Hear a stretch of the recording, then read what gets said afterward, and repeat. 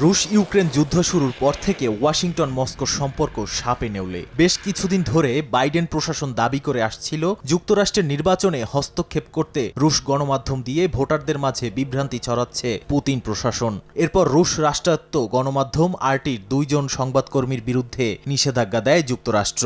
এর জেরে দুই দেশের মধ্যে বেশ কয়েকদিন ধরে চলে বাগবিতণ্ডা। মার্কিন প্রেসিডেন্ট নির্বাচনের 2 প্রার্থী নিয়ে মন্তব্য করেন প্রেসিডেন্ট ভ্লাদিমির পুতিন।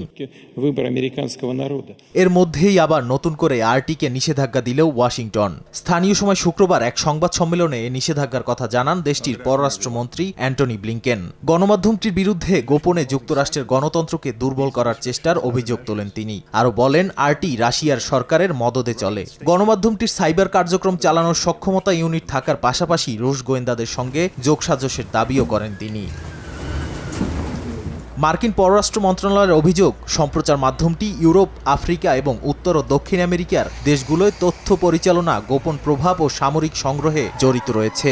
এছাড়াও অভিযোগ উঠেছে ইউক্রেনের যুদ্ধে রুশ সেনাদের ব্যবহারের জন্য অস্ত্র ও সরঞ্জাম কিনতে অনলাইনে তহবিল সংগ্রহ করেছে আরটি। ওয়াশিংটনের নতুন নিষেধাজ্ঞায় ক্ষুব্ধ প্রতিক্রিয়া জানিয়েছে মস্কো। রাশিয়ার পর ব্রিক্সের সদস্যরাও যুক্তরাষ্ট্রের নিষেধাজ্ঞার কবলে পড়তে পারে বলে মনে করেন রুশ পররাষ্ট্র মন্ত্রণালয়ের মুখপাত্র মারিয়া জাখারোভা। এ সময় তিনি কটাক্ষ করে বলেন, রাশিয়ার ওপর নিষেধাজ্ঞা বিশেষজ্ঞ নামে যুক্তরাষ্ট্রের নতুন একটি পেশা চালু করা উচিত। নাদিম মারজান, সময় সংবাদ।